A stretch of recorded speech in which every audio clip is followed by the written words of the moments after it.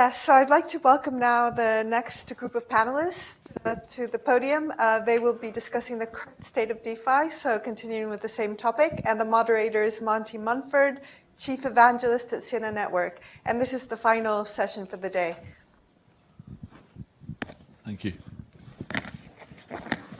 Sure.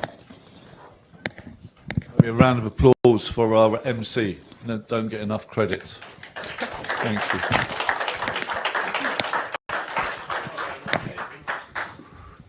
How you going? Welcome to the graveyard shift. You still with us, brain-wise? You don't look like you are. I'm Monty Munford. I'm the Chief Evangelist of Kseniia Network. There's a few things that you said in your speech about the difference maybe between privacy and anonymity. We set up earlier this year, raised 11.2 million on the secret network. So we have, an opinion about privacy and anonymity compared to, KYC and all that stuff. I also write for The Economist, the BBC, long-term career as a journalist. In actual fact, the last time I was around here, I set off a firework that went to Fleet Street somewhere. We used to sit on the steps of KPMG, which is opposite us, on the corner of Whitefriars Street, when we were all dispatch riders. And when I retrained as a journalist, they were quite mad, and I had fireworks, and I fired one. So hopefully this panel will go with a bang, maybe. Maybe some questions from the audience. It seemed like there's some energy that's needed to be injected. I'll introduce our two here, two on Zoom. What could possibly go wrong? So we'll go to Fireblocks first. Just introduce yourself, sir, please. Yep. My name is Stephen Richardson. I'm VP of Product Strategy and Business Solutions at Fireblocks.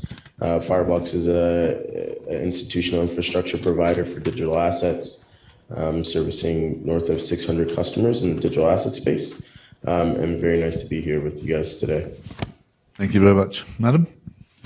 I'm Veronica McGregor. I'm the Chief Legal Officer at Shapeshift Global, which is a crypto trading platform that is now been converted into a DAO. We are decentralizing our entire existence. So that's the process I'm going through right now. We're all going towards a DAO, right? Also have Ludovic van Zetten here, who's a lawyer, General Counsel for Trilitech. Thank you. Yes, Trilitech is a Tezos ecosystem company.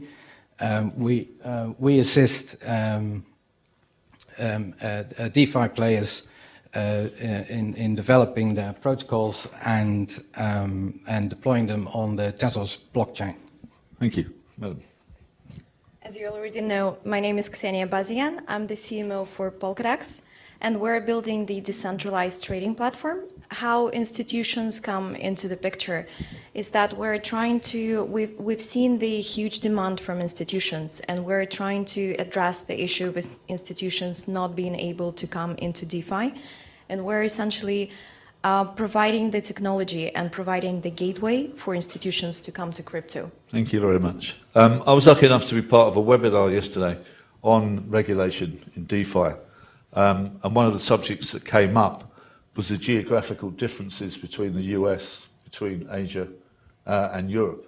And it would appear that Europe is doing quite well in being a pioneer or being forward-thinking when it comes to regulation. I'm sure you're sick and tired of regulation, but it's a very important thing, right?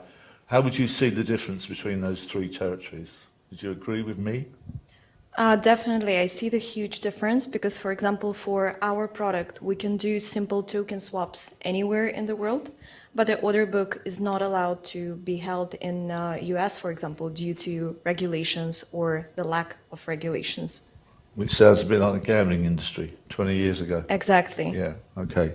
Ludovic, what would you say to that, about the difference between, would you say that Europe's ahead?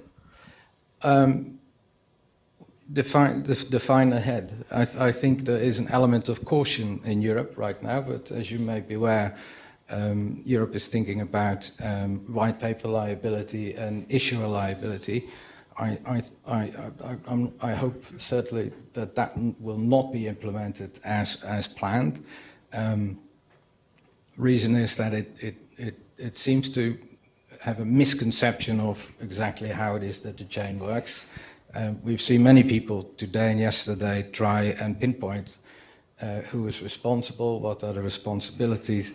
Obviously, in a decentralized system, you need a different conceptual approach. So to reach back in time to issue a liability, a prospectus liability, that seems not to be ahead. So at the moment, what you can see is, you have some space, but because it isn't regulated yet, and in that space, it is ahead. But you have to be quite careful about what the future will bring if it's misunderstood. By everybody, or just everyone in the industry? So the Americans obviously have the ancient concept of investment contract, which means that anything you sell that has a promise of a profit could possibly mean that you need to register that particular asset. Time has shown that that is a very flexible concept. I think it is not necessarily a bad thing to look at it that way. It has to be seen where the line will be drawn. And again, decentralization in that concept is understood. So the SEC has said, if you have sufficient decentralization, you might not be a registrable asset or security. So in my view, that is in a way being ahead. Okay, that's your definition of being ahead. Veronica, where are you based? I'm sorry, I don't know where you are.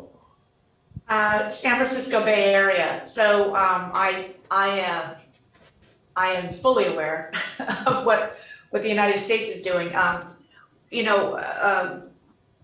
We're global, as most of us are at this point, but definitely keeping I keep my eye on the U.S. What's different about the U.S. Besides some of our definitions of investment contracts is that not only do we have to consider federal laws, we have to consider state laws, depending on how you're moving money. Each state has a money transmitter statute, and some states have specific statutes for cryptocurrencies.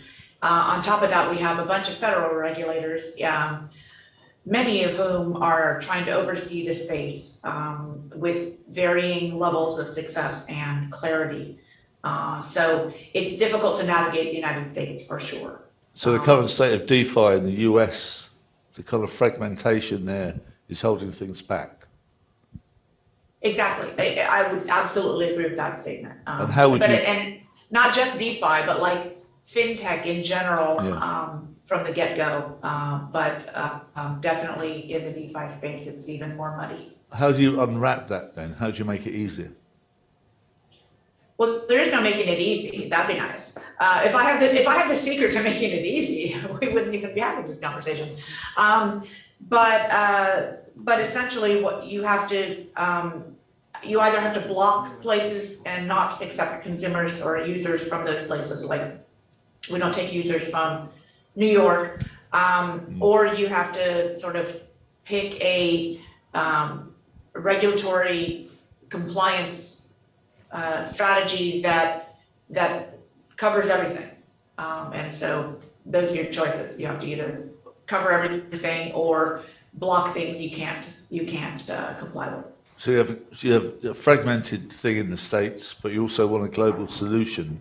I mean, how's that going to happen? I don't see how that can be unwrapped. So whatever you just said was completely fuzzy and static. That's the same for me as well. So there should be a global regulatory mission, but you're saying that even in the US there's so many different laws and statutes in states. How on earth is that going to happen? Yeah, good question. We've been trying for a long time to just even, not even just with crypto, as I said, with all fintech, to get some sort of regulatory regime that would be applicable, and just one to a specific type of industry. We haven't succeeded yet. We have some very strong industry groups that are working on making it easier to comply with regulation, but it is I refer to it as a patchwork minefield in the United States. So you have to choose the lowest common denominator, basically pick the most restrictive thing and comply with that, or as I said, block people from places with which you don't, you can't comply, Okay, thank you very like much. New York. Stephen, where are you? Sure. I'm typically based out of Singapore. Okay, so what's it like in Asia, just to put, big territory together? Yeah, look, I would say if you kind of look at, in my opinion, where leading regulatory bodies are at the moment, for me, they're in Switzerland, Germany with BaFin and MAS in Singapore. MAS has taken a pretty forward-thinking view, that's the Monetary Authority of Singapore here, around things like engaging with digital assets. They've built fintech and innovation labs. They're directly investing in the space and technology in the space. And they've created, I think, a pretty clear and comprehensive regulatory framework with the Digital Payments Act that basically governs what type of companies and licenses are needed to operate within digital assets. There's been some broader basis. I think one of the things that is pretty different, right, and to the point that Veronica was making, right, there is this landscape of multiple different regulatory bodies within the United States, from the executive branch to the legislative branch, into different agencies that all have entirely different agendas when it comes to digital assets. If you look at places like Singapore and MAS, right, there's a singular basis by which basically rules and regulations are rolled out, and the ability to have one singular touch point for a lot of the industry in terms of advocating for regulations that make it conducive to operating in digital assets in the space. I think similarly with BaFin, right, you're seeing a very similar take. And then in Switzerland, the same has been done, right? And so you've seen an advanced framework that exists in those jurisdictions, I think, in comparison to almost anywhere else. And the thing that we're seeing that is pretty significant is that a lot of the other jurisdictions in places like Asia, so Thailand, the Philippines, Hong Kong, et cetera, are looking at, in essence, Singapore as a basis of kind of structuring the rest of the regulation in order for their kind of broader digital asset economies and companies and fintechs to be competitive in that geo space. So I think that's a pretty interesting thing, this level of like innovation and competition. I think recently the new study came out that said, from INSEAD, that said, Switzerland, Singapore and the US are kind of among the top areas to grow talent. But we're seeing I'd say from a fintech perspective, places like Switzerland and Singapore are absolutely leading the charge in terms of clarity and regulation for folks to be able to operate. So the state of DeFi means that if you're a DeFi company, you're likely to move to a place that has jurisdiction, kind of maturity. I would agree. I mean, you're seeing companies, I know of, having been based in Singapore, multiple companies that basically do things like derivative products or other DeFi type applications that have moved from the US, right? So I think it's interesting. Look, I think US always still holds at this point in time a competitive advantage in terms of technology and technologists, right? But I think the lack of regulation, and the ability for your folks to potentially be on the hook for things coming down from the SEC on through, puts a bit of a question mark in people's minds as to how they grow the business and how they recruit talent and build different services that might step afoul of the current regulatory structure. Interesting. But I want to point out, Sure. Simply moving offshore for the United States anyway, simply moving your business offshore, or offshore sounds Of course. somewhere else, does not really solve everything, of course, because the United States laws in particular, if you're doing business with users in the United States, you're on the hook for those laws that affect that. Absolutely. That Absolutely. Yeah. Ludovic, Look, I mean, it's a mixed problem. Other folks in large centralized exchanges have this problem. It will not be unique, to that. I mean, it'll start to make itself apparent in things like DeFi as well, right? Yeah. Even if things in the protocol and kind of the governance is decentralized, there's always still a somewhat centralized team of individuals and developers and other things, right? So folks have to start to pay attention to how they limit the interaction of consumers in jurisdictions where you can't operate. Yeah, understood. Ludovic, we were talking earlier about, is it FATF? Or FATF. FATF, so we're about FATF. Does anyone know what FATF is? Hands up, if you don't mind. Yeah. Oh, not Yeah, the so many. Financial Action Task Force, Yeah. which is a central body of countries basically setting AML standards. And it's been around for a while, and it has recently invented the term VASP, which is a virtual asset service provider, and is trying to identify again, and because we're speaking about DeFi here, trying to identify again a person who is responsible for AML duties.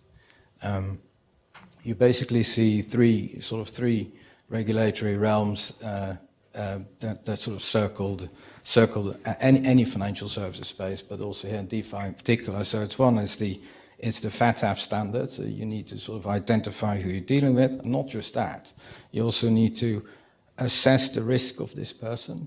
So it's not just knowing who the person is, but seeing if that person is someone you can deal with, and then you need to monitor what they're up to. So, how many countries have signed up to FATF? Can't say it. FATF. FATF rules. Yeah. FATF. How many countries have signed up? Most in the world, I think, and not all directly. So there's a whole bunch of countries that sign up through sub-bodies. Okay. But you have to go to Yemen and other places to kind of not be FATF-able. FATF-able. Yeah. All right. Very good. Your opinion on that? I think it's a very interesting topic because it's like a clash of different perspectives. Because the perspective of crypto native people is that there's no bad actor. So all the transactions are peer-to-peer, and essentially you have to trust each other. But crypto was not built for this many people as we see in DeFi now. So there has to be some regulation, but it's essentially showing how fractured the world is in that sense. One of the things that kind of irritates me about regulation in crypto is obviously there should be regulation of social networks and what Facebook is trying to do. Is there a case that everyone's waiting to see what happens with Facebook, what the SEC says about Facebook, what's going to happen to Facebook, and then afterwards there will be regulation for DeFi?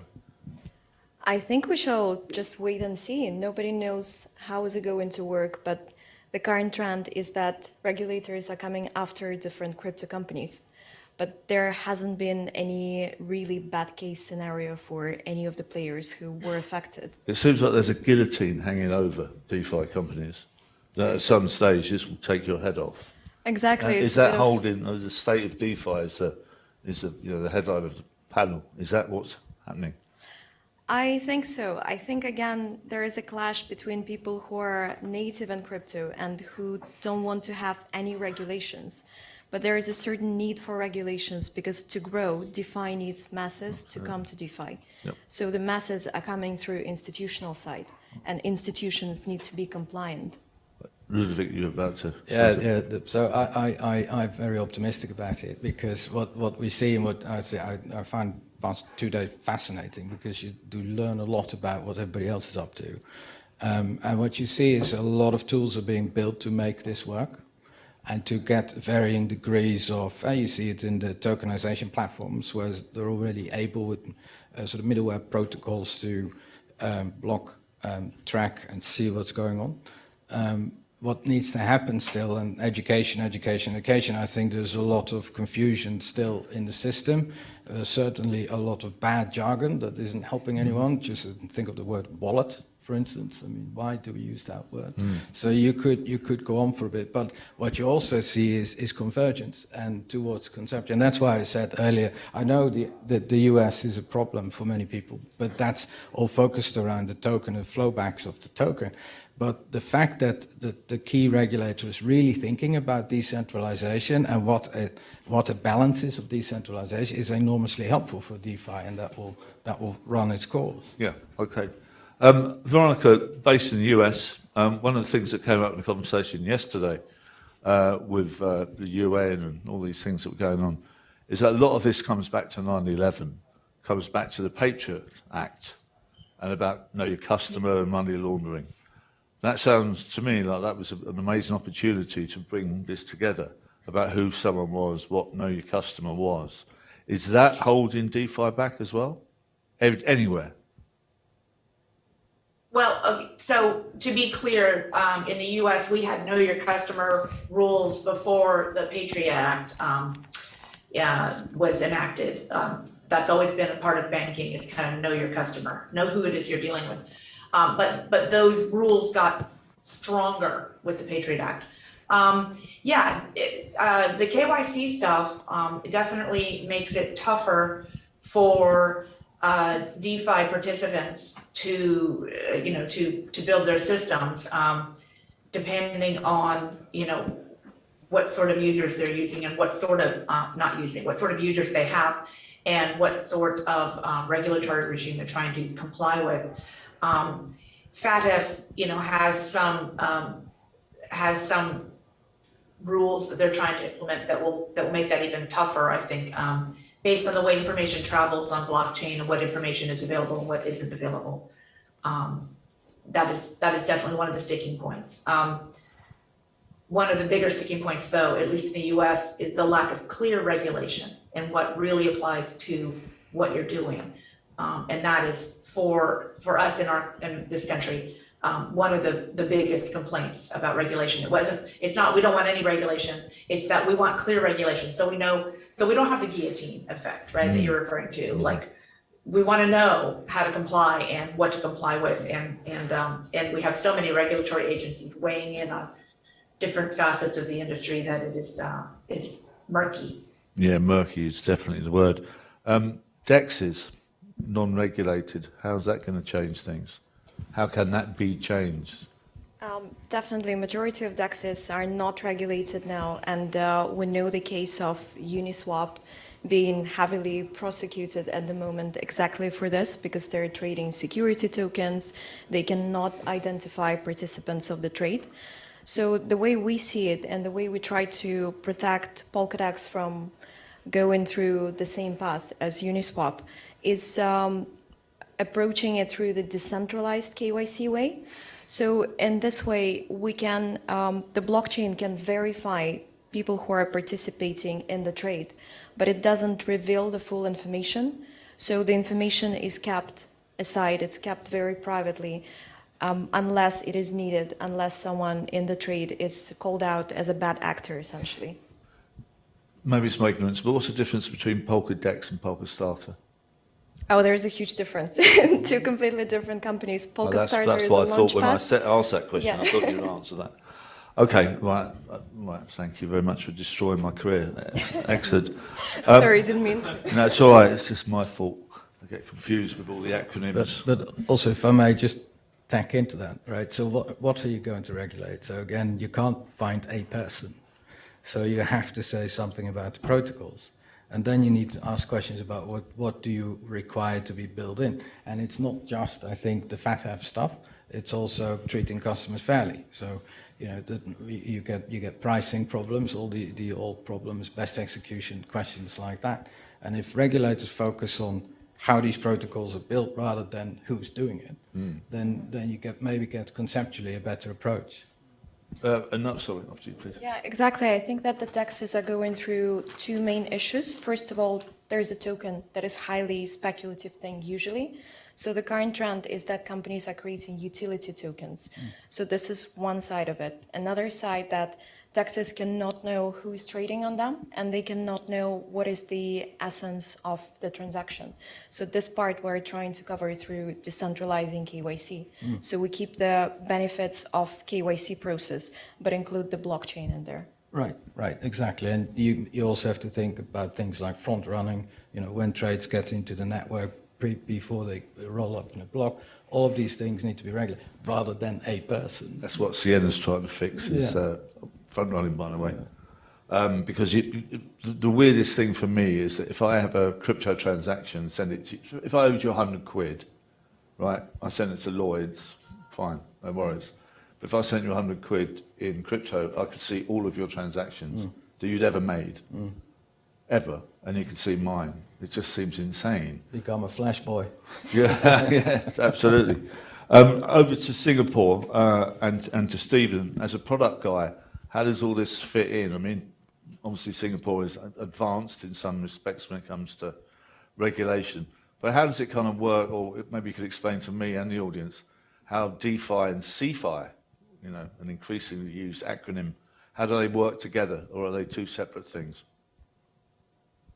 Yeah, so look, I think we're seeing some pretty interesting things here. You know, for example, Fireblocks is working with Aave on creating a institutional lending pool, right? So basically, where all the participants are whitelisted, right, which can go through KYC. As such, then you know the interaction partners that you have within that pool. While you don't know definitive identity, you know they've been KYC'd at a common standard level. Now, what I think is a pretty interesting thing that we're seeing a lot of discussions around as well is, you know, the capabilities and the tools in DeFi are starting to be, I think, analyzed at a centralized finance level, right? So there's a view as to, for a lot of these different protocols, right? The idea is that one, there's within the smart contract level, there's a proof of funds, right? Execution basis is done, right? There's the ability to have, in essence, an order book and an execution basis, and then there's an inherent settlement mechanism. Well, what do FMIs do, right? What's an other FMI? institutional. Excuse me, just acronym. What's yeah? So it's basically, it's like a financial institution, right? So like if you look at CSDs, right, like SIX or Euroclear or Clearstream or these other components, right? They in essence basically act as centralized entities to clear and settle trades, right? So if you think about what a lot of those components do is, right, they have banks that interact with these institutions, right? They post capital, they settle, trades are dropped in, they're confirmed, and then those trades are then settled, right? And basically the assets move between, you know, institution one or institution two within the custody of this centralized entity. Right. Now, ideally, right, these folks are looking at digital as a first stepping stone to say, okay, within this digital space, right, could I use protocols that we're seeing in the DeFi space that would allow me to understand where capital and collateral have been locked, basically look at trade execution, and then look at direct P2P settlement of those assets within the basis that I, as this centralized entity, potentially are kind of the governance structure behind how settlement might occur, right? And that theoretically, right, I can start to then open up these components to more and more players in the space and use this technology application rather than my ability to have like regulation govern that I must be the point of, you know, central clearing and settlement, right? And so we're seeing basically a lot of banks, for example, even start to say, how do I disintermediate these centralized entities by using DeFi protocols or DeFi applications to basically settle bank to bank, right? Without the need for this FMI infrastructure.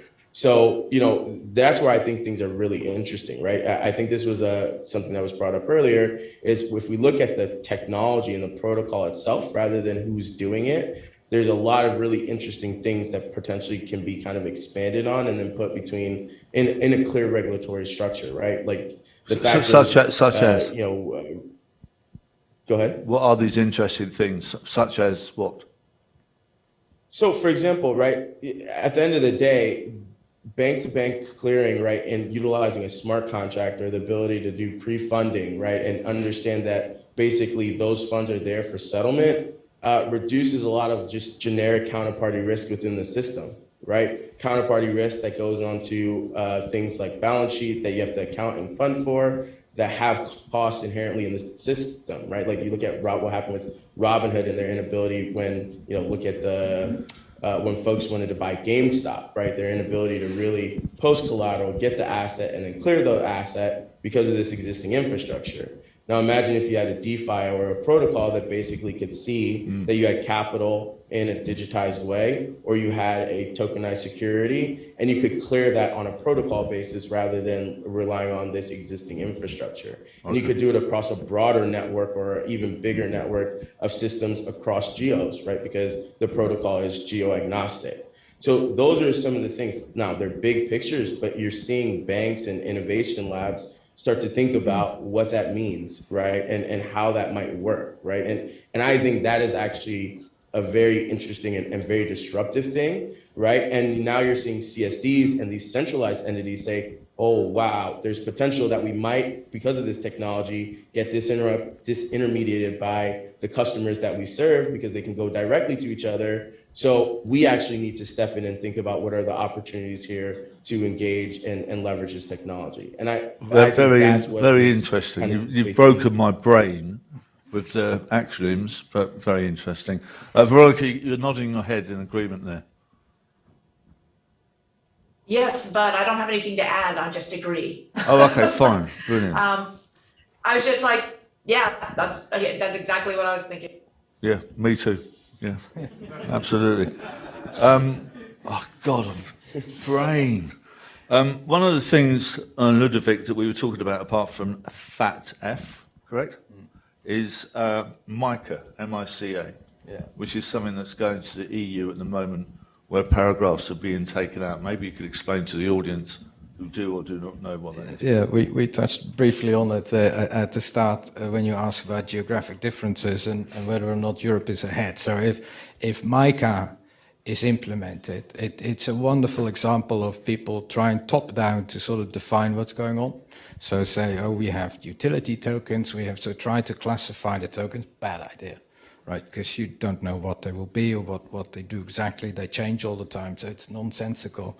And then they try to identify an issuer and say, okay, the issuer is responsible for the white paper. Again, that would be liability for what's in the protocols, which are also constantly changing. So whoever came up with that, I think it's a fantastic effort. I agree as well. Right. So I said, I don't, look, I was in a BVI until about a month ago.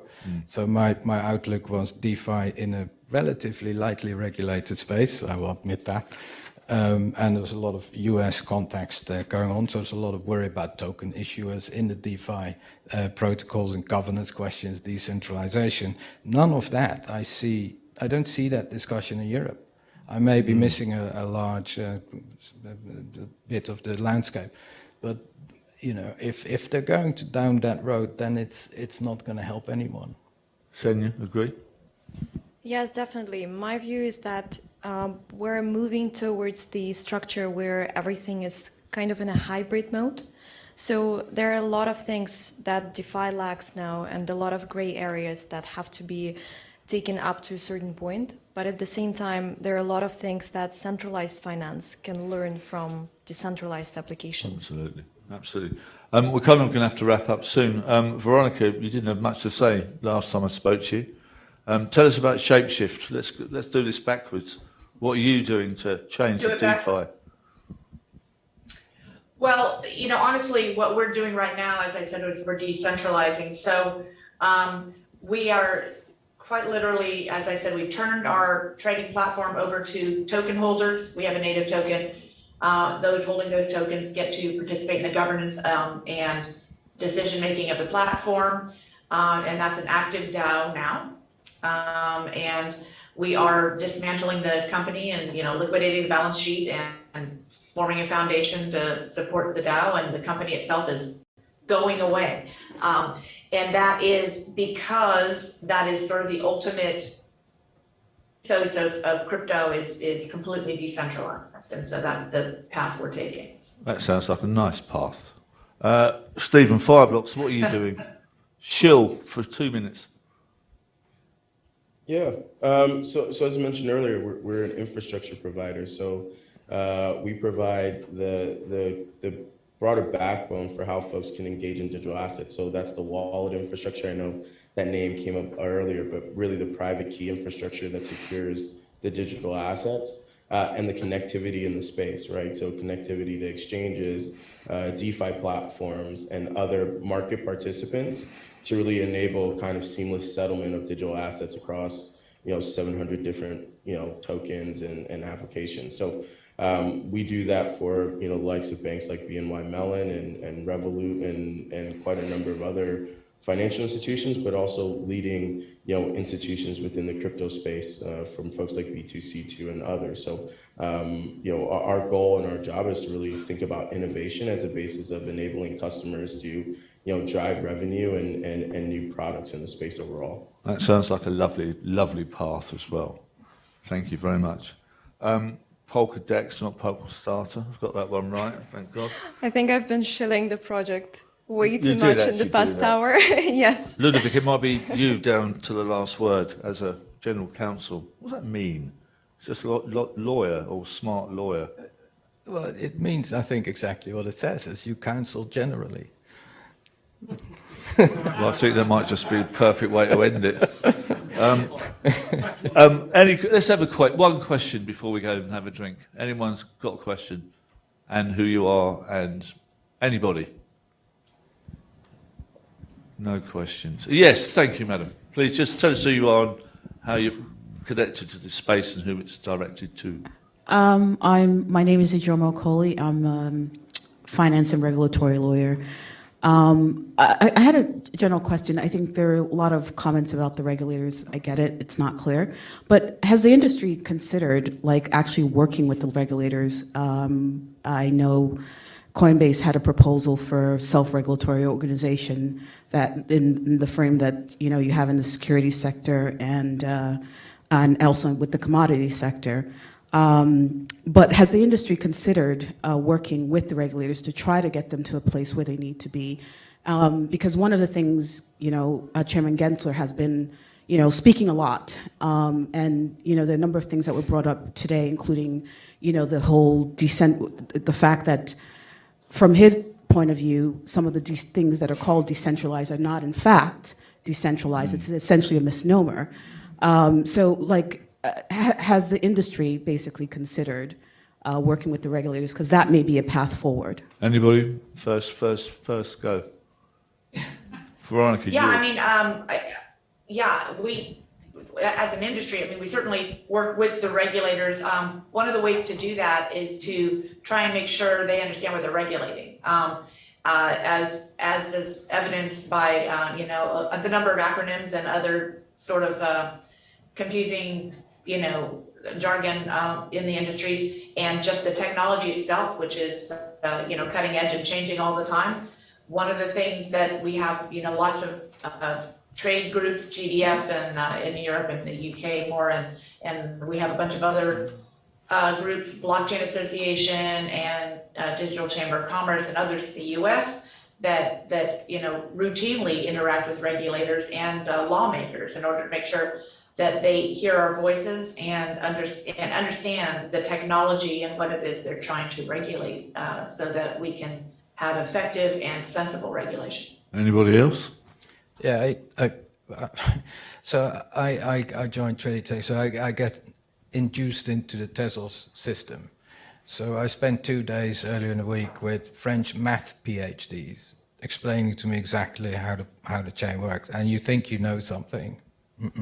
So there is a real challenge communicating about exactly, as you say, exactly as what it is and how it all works.